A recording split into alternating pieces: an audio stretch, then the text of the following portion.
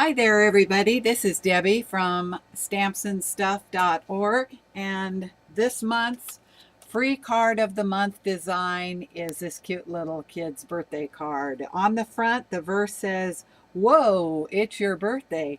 And on the inside, it says, "Happy birthday, little buckaroo." It's really cute. So let's get started here.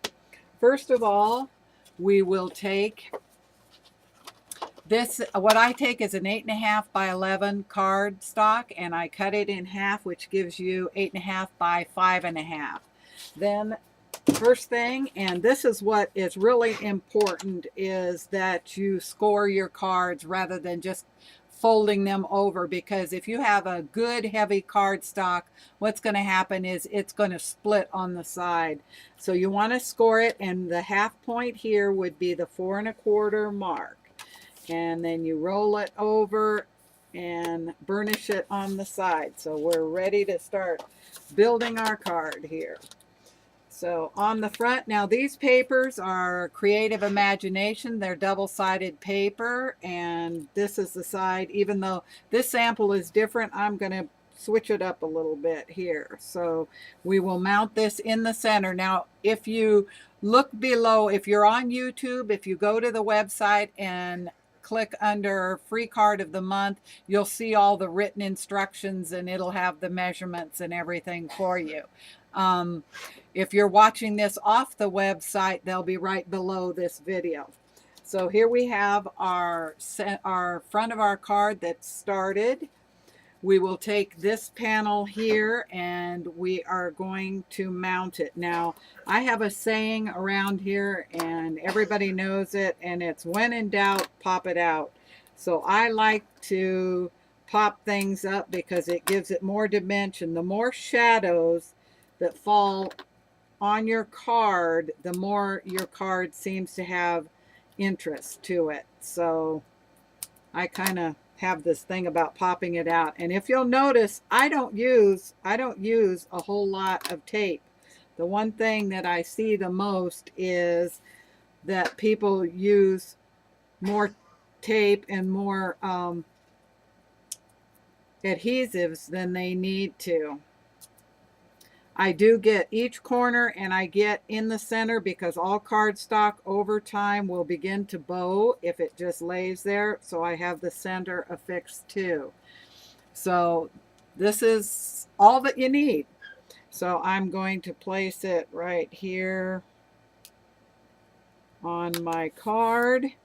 And then we have a panel that's going to go over the top of that. Now what I've done is I've already mounted my other side of the other pieces that are also from Creative Imaginations, and they have a frame piece, so that's already mounted.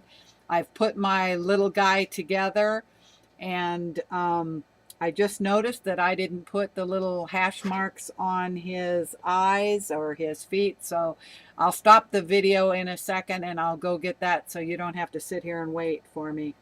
But I've already put this together, and the kits do come with all the pieces there to put together, and there are instructions. So I'm just going to put this on the front of the card. Then when we get done, I'll stop the video and I'll run and get the pen so that I can put the details on. Okay, so here we go. Put this on this way. I'm going to take the front verse. This is all pretty self-explanatory. The kits do come with photographs of the picture of the cards. So I'm just going to put this right up here. And if you'll notice too, I have burnished the edges or edged them with the vintage photo. Okay. Now then, in the kit, it also comes, this is just a little piece of twine, and I have just looped it around my fingers and tied it, kind of like this. All I'm going to do, and you can put it anywhere on your card, just because one of the Samples has it on one side. You don't have to put it on that side. You can throw it on the other side. So what I'm going to do here is kind of lift this up, and so that it kind of goes under what happens to be there, which is that plaque. Then I'm going to cut off my extra pieces, and I'll also take another little bit of glue under here, just a tad. And this glue dries clear, so you don't have to worry about it showing. So that basically is our front. We'll come back and we'll do the details in just a second. Now on the inside, we have an embossed, and this is an embossing folder. I will put a note on the video of what it is. I've forgotten the name right now. I also am going to burnish the edges or antique the edges with the vintage photo. And what I tend to do is on opposing edges, on two of them, I burnish them a little more. I think it creates a little interest. If it's too even, it doesn't look as good. And also what I'm going to do, because this is a wood pattern, I'm going to very lightly with my sponge and my vintage photo, I'm going to go over the edge so it looks like old wood. So we'll get this put into place here.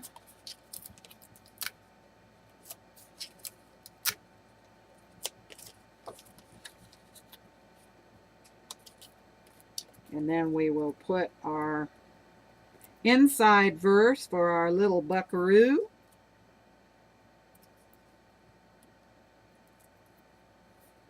We have hundreds of kits up on the website, and if you buy 4, you will get this one free this month.